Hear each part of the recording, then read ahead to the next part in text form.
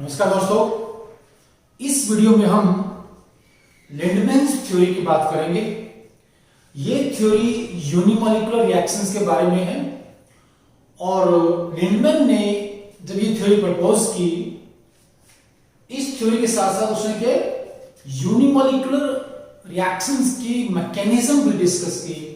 इसलिए कई बार इसको के लिंडमैन्स मैकेनिज्म ऑफ यूनिमॉलिक्यूलर रिएक्शंस भी कहते हैं, because he also proposed the reaction path while discussing the feasibility of unimolecular reactions।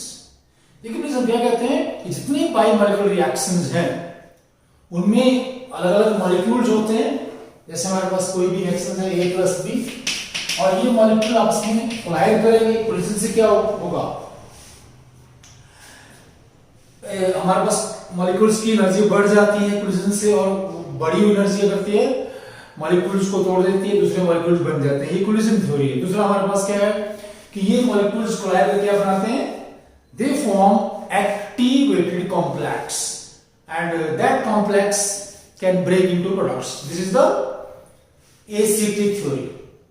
सो जो हमारे पास रिएक्शन रेट्स की दो मेन थ्योरीज हैं वो बाइमॉलिक्यूलर रिएक्शंस के बारे में है कि दो अलग अलग मॉलिक्यूल आपस में कोलाइड होंगे और कोई प्रोडक्ट बनेगा। लेकिन यूनिमॉलिक्यूलर रिएक्शंस में एक मॉलिक्यूल, एक ही तरह के मॉलिक्यूल्स ही प्रोडक्ट बनाते हैं। तो हम एग्जांपल लेते हैं रिएक्शंस का। जैसे हमारे पास क्या है, ये आपकी रिएक्शन है बहुत ही कॉमन CH2CH2, ये आपका है साइक्लोप्रोपेन गैसेस कंपाउंड है और ये पूरा क्या बनाता है हमारे पास, ये बनाने के लिए कंपाउंड दैट इज प्रोपीन। यहां पर देखिए प्लीज, सारे मॉलिक्यूल एक ही तरह के हैं या एक मॉलिक्यूल प्रोडक्ट बना सकता है। तो यहां पर क्या है, जैसे हम कह रहे हैं कि इस केस में जैसे हमारे पास ये HI है, ये एक मॉलिक्यूल प्लस HI दूसरा मॉलिक्यूल, ये दो आपस में कोलाइड करेंगे तो यहां पर प्रोडक्ट बनेंगे, राइट। लेकिन इस केस में क्या है, अगर हम कहते हैं यहां पर ये जैसे अकेला मॉलिक्यूल है यहां पर ये, तो प्रोडक्ट नहीं बन सकता। इसमें HI cannot form H2 and I2। लेकिन यूनिमॉलिक्यूलर रिएक्शंस में ये बात क्या है, पॉसिबल है कि हमारे पास क्या है, one molecule can form product. अब देखिए प्लीज, इसमें एक बहुत बड़ा क्वेश्चन उठता है क्या कि ये एक मॉलिक्यूल कैसे हमारे पास अपने आप से कोलाइड कर सकता है, या कोलिजन के लिए दो मॉलिक्यूल चाहिए। तो पहली बात है कि यूनिमॉलिक्यूलर रिएक्शंस होती कैसे है, वहां पर जो एक्टिवेटेड कॉम्प्लेक्स है वो कैसे बनता है या कोलिजन कैसे होता है। This is the first question. Number 2, फिर दूसरी बात क्या करें कि अगर एक ही तरह के मॉलिक्यूल्स आपस में कोलाइड करेंगे, जैसे मान लीजिए A+A, ये हमारे पास दो मॉलिक्यूल्स कोलाइड करते हैं A+A, तो ये जो यूनिमॉलिक्यूलर रिएक्शंस है ये क्या है, सेकंड ऑर्डर रिएक्शंस होनी चाहिए। लेकिन वाइड रेंज तक या काफी हद तक ये जो रिएक्शंस हैं इनका ऑर्डर क्या है, दैट इज फर्स्ट ऑर्डर। कि यूनिमॉलिक्यूलर रिएक्शंस क्या है, देखिए प्लीज, एक कोलिजन के लिए दो मॉलिक्यूल चाहिए। अगर हम कह रहे हैं कि यहां पर क्या है, ये मॉलिक्यूल कोलाइड करेंगे तो एक की एनर्जी बढ़ जाती है, वो बन जाएगा एनर्जाइज्ड मॉलिक्यूल और ये मॉलिक्यूल प्रोडक्ट बनाएगा, ठीक है, और दूसरा मॉलिक्यूल उसकी एनर्जी घट जाती है।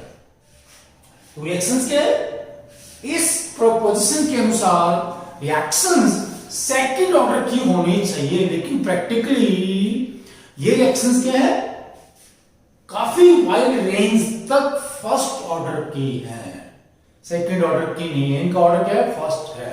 तो ये दो चीजें हैं और इन दोनों चीजों को एक्सप्लेन करने के लिए हमारे पास जो लिंडमैन है और या दूसरे भी 2-3 साइंटिस्ट हैं, उन्होंने इसके ऊपर काम किया और अपनी थ्योरी प्रपोज की।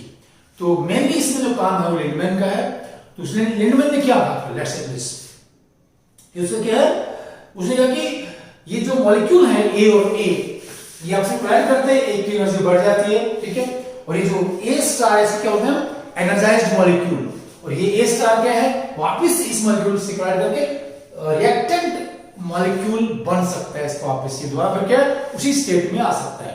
या फिर क्या होगा यहां से, इसका मतलब क्या है, यहां पर जो रिएक्शन है, जो प्रोसेस है, ये रिवर्सिबल है। रिवर्सिबल मींस कि हमारे पास जो ये रिएक्टेंट ए के सिंपल मॉलिक्यूल्स हैं, ये कोलाइड करेंगे, इनमें से दोनों में से एक की एनर्जी बढ़ जाती है, ठीक है, it becomes the energised molecule, activated molecule. तो यहां पर एक्टिवेटेड कॉम्प्लेक्स नहीं अपने लीजिए, mind it is not an activated complex, it is the activated molecule, energized molecule which can form product or which can go back to the original state or initial state, जहां से वो चला था कि वापस वो रिएक्टेंट मॉलिक्यूल भी उसका बन सकता है। This is very important.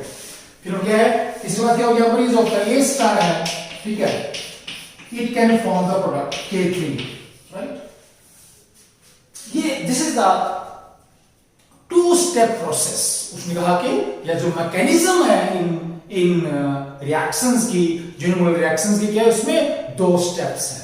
पहले स्टेप में क्या होता है कि सिंपल मॉलिक्यूल्स, एक ही तरह के मॉलिक्यूल्स कोलाइड कर रहे हैं, उनमें से एक मॉलिक्यूल एनर्जी बढ़ जाती है, ठीक है, और वो मॉलिक्यूल दूसरे स्टेप में क्या है, ओके, टूट करके प्रोडक्ट बनाता है, प्रोडक्ट बनाता है। तो यहां पर जो पहला स्टेप है ये रिवर्सिबल है, ये रिवर्सिबल स्टेप है। फिर उसने लिंडमैन ने क्या किया, यहां पर रेट इक्वेशन डिराइव की और उसने क्या यूज किया, उसने एक प्रिंसिपल यूज किया जिसका नाम क्या है, steady state principle. So by using the steady state approximation और steady state principle, Lindemann derived the rate equation for unimolecular reactions. So that's the mathematical derivation of that rate equation. तो उसमें हमारे पास कुछ बातें हैं, इससे क्या है, A स्टार बनेगा, ठीक है। A स्टार जब बनता है ये एकदम से टूट करके वापस क्या है, A या P नहीं बनाता है, उसमें कुछ टाइम गैप रहता है। टाइम गैप में क्या होता है कि जो A स्टार है इसमें कुछ बॉन्ड टूट जाते हैं और नए बॉन्ड बन जाते हैं और ये अपने आप को क्या प्रोडक्ट में बदलने के लिए तैयार करता है। So there is a time gap between formation of A star and its deactivation और चेंज इनटू प्रोडक्ट, दोनों बातें हैं उसमें क्या है, एक टाइम गैप रहेगा। और देखिए इस रिएक्शन के दौरान ए स्टार की जो अमाउंट है उसमें कोई चेंज नहीं आता है, क्या बोल रहे हैं हम, steady state principle. In between the reaction जितना ए स्टार बन रहा है उतना ये खत्म हो रहा है, ठीक है, या कह लीजिए इसकी कंसंट्रेशन में कोई बदलाव नहीं आता है। The change in concentration of A star during the reaction is zero, and this thing is known as the steady state approximation. और A star क्या बोल रहे हैं, ये एक energized molecule है जो वापस reactant बना सकता है या प्रोडक्ट भी बना सकता है, and it is highly unstable, highly energetic molecule, and its half-life is very small. So हमारे पास क्या, let's use the steady state approximation or steady state principle. तो हमें क्या देखना है, प्लीज देखिए यहां से,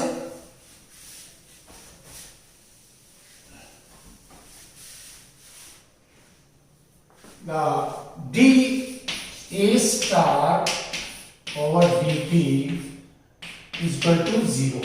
रिएक्शन के दौरान टाइम के रिस्पेक्ट में ए स्टार की कंसेंट्रेशन में कोई बदलाव नहीं आता, चेंज इन कंसेंट्रेशन।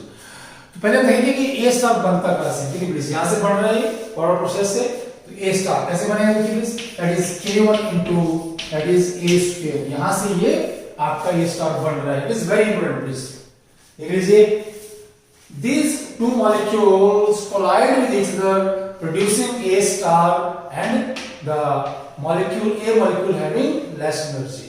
यहां पर जो इन दोनों की जो kinetic एनर्जी है यहां पर आकर क्या है, वो वाइब्रेशनल एनर्जी में कन्वर्ट हो जाती है, और जो वाइब्रेशनल एनर्जी है वो बॉन्ड तोड़ने में काम आती है। जब बॉन्ड टूटते हैं तो नेचुरली वहां पर क्या, रिएक्टेंट मॉलिक्यूल खत्म होकर के नए मॉलिक्यूल बनते हैं जिन्हें हम क्या प्रोडक्ट मॉलिक्यूल कहते हैं। फिर वापस से प्लीज देखिए, ए स्टार वापस क्या ए में कन्वर्ट हो जाता है बैकवर्ड, यहां पर जो ये प्रोसेस है इसके थ्रू, ये किस पर डिपेंड करेगा, that is minus k2 into A star into A, ये है। और दूसरी पॉसिबिलिटी है यहाँ पर कि ए स्टार यहाँ पर प्रोडक्ट बी बनाएगा। तो ए स्टार सिर्फ यहाँ पर फॉरवर्ड प्रोसेस से बनता है और ये दो तरह से कंज्यूम होता है प्लीज, यहाँ पर बैकवर्ड प्रोसेस से और यहाँ पर क्या है ये प्रोडक्ट बनने से। ठीक है, दो तरह से इसकी अमाउंट घटेगी। So minus K3 that is into A star is equal to 0। अब देखिए प्लीज यहां पर देखिए जो प्रोडक्ट बनने का जो रेट है इस इक्वेशन के अनुसार क्या वो ए स्टार की कंसेंट्रेशन पे डिपेंड करता है। So rate of reaction equal to that is dP over dt, कि जिस रेट से प्रोडक्ट बनेगा वो रिएक्शन का रेट है। तो यहां से देख लीजिए कितना है वो, देख लीजिए प्लीज यहां से R, तो यहां से K3 that is into A star. अब इस रेट इक्वेशन से रिएक्शन का रेट बताना संभव नहीं है, क्योंकि रिएक्शन के दौरान ए स्टार की कंसेंट्रेशन क्या है उसको निकालना संभव नहीं है प्लीज। एक तरह से क्या बहुत ही डिफिकल्ट काम है, क्योंकि ए स्टार क्या है very very unstable species, its half life is very very small. So we want a rate equation in terms of concentration of the reactant, क्योंकि रिएक्टेंट की जो कंसेंट्रेशन है, जो इनिशियल कंसेंट्रेशन है वो हमें पता होती है। We start all reactions with known amounts of reactants. जब भी हम कोई रिएक्शन करेंगे उसमें हम ऐसा क्या रिएक्टेंट्स के हम एक नोन अमाउंट लेकर के चलते हैं। यहां से ये जो रेट इक्वेशन है किसके लिए, यूनिमोलिकुलर रिएक्शंस के लिए। जैसे हमने एग्जांपल दिए हैं कि बहुत सी यूनिमोलिकुलर रिएक्शंस हैं, ठीक है। अभी हमने देखा यहां पे है CH3NC forms a CH3Cl। देख लीजिए हमारे पास क्या है, ये मॉलिक्यूल है, ये दूसरे मॉलिक्यूल में दोनों आइसोमर्स हैं। ये एक ही मॉलिक्यूल, यहाँ पर यूनिमोलिकुलर रिएक्शन है, ये दूसरे मॉलिक्यूल में प्रोडक्ट बना देता है, दूसरा मॉलिक्यूल यहाँ पर ये बना देता है। So we want the rate equation for this reaction. So we will use what? यहां से देखिए हमें A स्टार की वैल्यू चाहिए, A स्टार की वैल्यू चाहिए किसमें?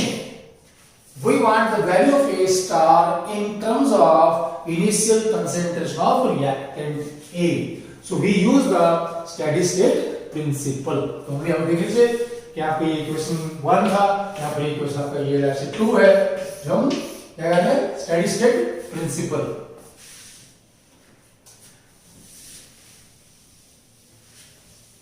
देखो इसमें क्या है कि इसके कंसेंट्रेशन रिएक्शन के दौरान कांस्टेंट है या उसमें चेंज हो रहा है वो 0 आ रहा है। कैसे कि मान लेते हैं कि यहाँ पर 10 मिनट बाद जो A स्टार है वो कितना है, जैसे उसकी संख्या 25 है, प्लीज 25 है, कितने प्लीज 25।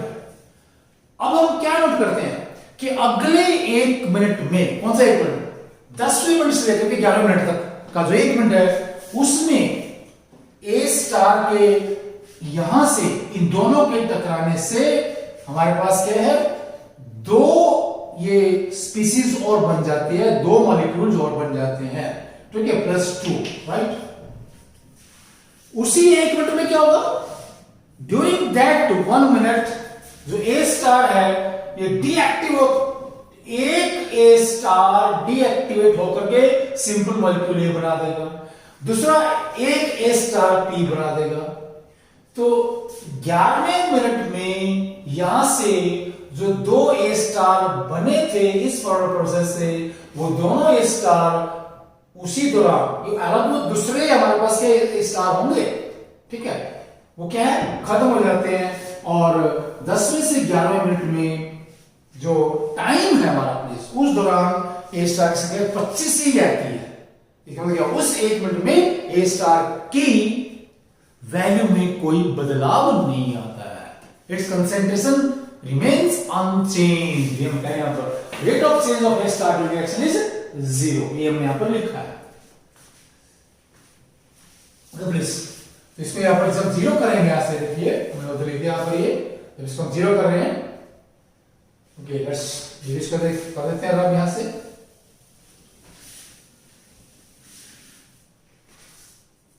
यहां से आपका A स्टार आ जाएगा, ये A star is equal to P1 into a square, or that is k2 into a plus k3, right?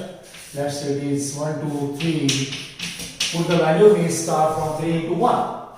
Then rate of reaction R is equal to, that is k1 k3 into a square, or that is k2a plus k3. Let's say it is k4.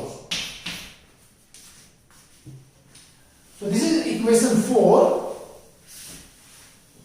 which gives us the rate of a unimolecular reaction mathematically. And this is the rate equation or integrated rate equation. और what? हमारे पास जो आपका ये rate equation है किसके लिए? यूनिमोलर reactions के लिए. और यहां पर देख लीजिए प्लीज, इसमें जो रिएक्शन का जो ऑर्डर है वो डेफिनेट नहीं है, क्योंकि यहां पर जो कंसंट्रेशन की 2 पावर है, नीचे भी यहां पर 1 पावर है, इसमें एक नंबर जमा भी है ना. So this equation 4 does not define the order of unimolecular reactions. It does not give a definite value. It does not give it. Of course, it has two limiting conditions. इसके ऊपर क्या हमारे पास हम 2 limiting conditions लगाएंगे. तो limiting conditions में क्या है? देखिए प्लीज, अगर हमारे पास जो इनिशियल कंसेंट्रेशन रिएक्टेंट की वो बहुत ज्यादा है, please let's apply the limiting conditions on equation 4, which is very very important. ये किसने दिया हमें equation 4? लिंडमैन ने दिया था. ये रेट इक्वेशन है ये यूनिमोलेकुलर रिएक्शंस के लिए. So it defines order of reaction correctly or precisely under 2 different conditions. वो कौन सी conditions है? So when this A star is very initial concentration is very high. हमारे पास concentration है, इसका मतलब क्या हो जाएगा? This K2A, हम कह देंगे K2A is more than K3, क्योंकि A जो initial concentration है वो बहुत ही ज्यादा है. तो यहाँ से प्लीज देखिए, ये इसको निगलेक्ट कर देंगे यहाँ से K3 को.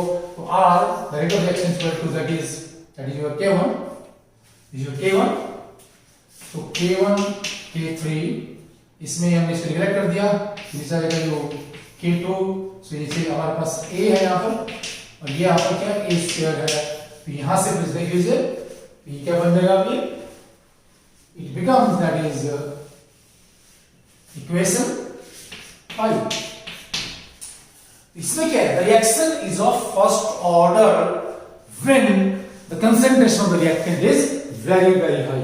और प्रैक्टिकली ऐसा ही होता है. हमारे पास जो ग्राफ है प्लीज दिख लीजिए, आपने देखा, ये हम ग्राफ बना भी देंगे यहाँ पर. This is rate of reaction versus concentration, right?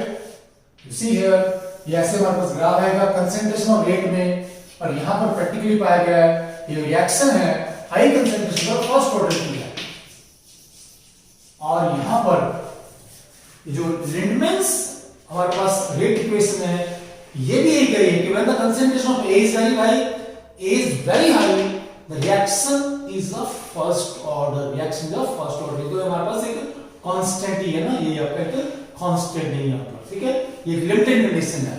Okay, जो नंबर 2 हमारे पास कंडीशन है, जो दूसरी लिमिटिंग कंडीशन है, उसमें इसका उल्टा हो जाएगा. फिर लेट्स से जस्ट रिवर्स. तो रिवर्स में क्या हो रहा है भाई? रिवर्स में कि when initial concentration is very high and K3 is very low, ये हमारे पास लो है, and K3 is very high. मतलब क्या है? प्रोडक्ट काफी फास्टली बन रहा है. इसका मतलब ये आपको ना, K3 ज्यादा होने का मतलब ये है कि when the concentration is very low, very poor, then what we have R is equal to, right? That is K1 into A square, right? It is 4, 5 हमारे पास बन जाएगा, कुछ ना कुछ 5 बन जाते हैं. Okay, this 4, 5 and 6. So according to equation 6, so when the initial amount or the amount of the reactant is very poor, very less, the reaction is of second order. समझ पहले यहाँ पर ये second order है, और practically भी काफी हद तक ऐसा पाया जाता है. प्रैक्टिकली भी काफी हद तक ऐसा पाया जाता है, राइट? अब ये जो हमारे पास लिंडमैन्स हाइपोथेसिस है, ये थ्योरी है, इसका ड्रॉबैक क्या है? Let's see the drawback. It has a drawback. अब उस ड्राइव करने के लिए हम करेंगे कि practically the rate of reaction is equal to k into that is your a। ये क्वेश्चन हमारे पास है, लेट्स से 7। ये एक्सपेरिमेंटल है क्या? Over the wide range of reaction for a unimolecular reaction, the reaction is of first order and the rate depends on the first power of concentration, right? And this is the rate of reaction. Rate of reaction according to Lindemann hypothesis. ठीक है please? ये हमारे पास जो hypothesis है, जो theory है, जो mechanism है, लिंडमैन ने हमें दिया, उसके अनुसार हमारे पास ये रेट इक्वेशन है।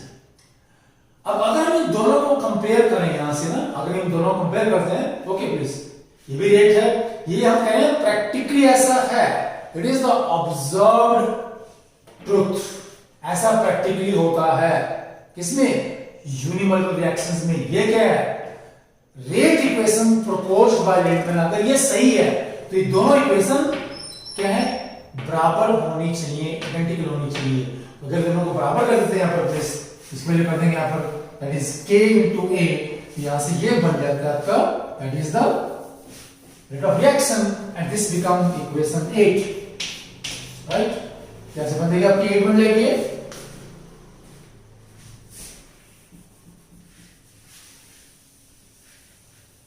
अब इसमें देखिए प्लीज, अब क्या है? The order of reaction is not well defined. यहां पर वेल डिफाइंड नहीं है। ऊपर यहां पर a की पावर 1 है, नीचे हमारे पास ये a है, उसमें ये एक फैक्टर जमा है, so order is not well defined in case of unimolecular reactions. Number 2, if we invert this equation, अगर हम इस इक्वेशन 8 को उल्टा कर दें, क्या मिलेगा हमें? 1 over k is equal to, हम इसको उल्टा कर रहे हैं प्लीज, दैट इज k2 हम करेंगे इनटू a, फिर नीचे हमारे पास क्या आ जाएगा? देखिए प्लीज, k2a ऐसे कर लीजिए, that is k1 over k3, right, into a and plus k3 that is k1 over k3 into a। इसको यहां पर लेंगे, दैट इज a कोई कंसंट्रेशन है, ओके प्लीज। तो यहां पर आ जाएगा आपका ये बन जाता है आपका यहां पर ये k2 over k1 into k3, that is plus 1 over k1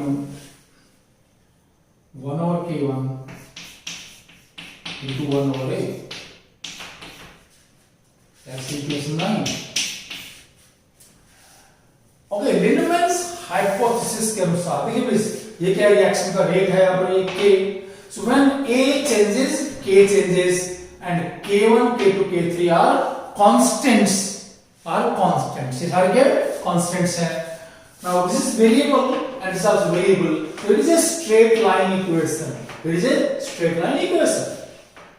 and if we draw a graph between 1 over a and 1 over k, we must get a straight line। हमें क्या ये एक स्ट्रेट लाइन मिलना चाहिए। कौन कह रहा है? लिंडमैन्स hypothesis, that is we draw a graph between let's say 1 over a, हमारे पास क्या है? Inverse of concentration of the reactant and inverse of rate, so we must get a straight line here। अब देखिए प्लीज, हमें ये straight line मिलना चाहिए ऐसे,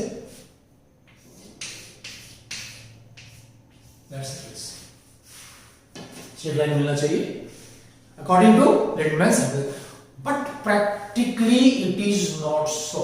कि जो प्रैक्टिकली हमें ग्राफ मिलेगा, यहां से ये स्ट्रेट लाइन आ रही है और यहां पर आकर के ये ऐसे हमारे पास क्या है?